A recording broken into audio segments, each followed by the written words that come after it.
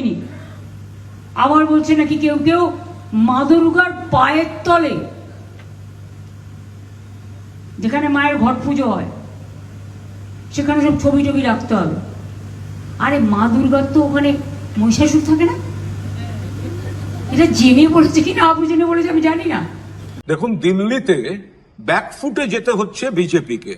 দিল্লির মুখ্যমন্ত্রী একটা ফতোয়া জারি করে দিলেন যে সব দুর্গাপুজো মণ্ডপে প্রধানমন্ত্রী নরেন্দ্র মোদীর ছবি রাখতে হবে। आदरणीय प्रधानमंत्री जी की लंबी आयु और उनके स्वास्थ्य के लिए जरूर वहां पर उनकी तस्वीर मां के चरणों के पास लगा करके उनको आशीर्वाद जरूर दिलाइए। আপনারা শুনলেন মুখ্যমন্ত্রীর কথা এবং তারপরে কুণাল ঘোষের ব্যাখ্যা। এবার সবথেকে বড় কথা, হয়তো এই কুণাল ঘোষেই পাড়ার কাকিমার মতো মমতা ব্যানার্জির কান ভরছে বলেই মমতা ব্যানার্জি এই সব কথাবার্তা বললেন। কিন্তু আপনারা শেষে দিল্লির মুখ্যমন্ত্রী রেখা গুপ্তার ভাষণও শুনলেন, তিনি কি বলছেন সুস্থ কামনার জন্য।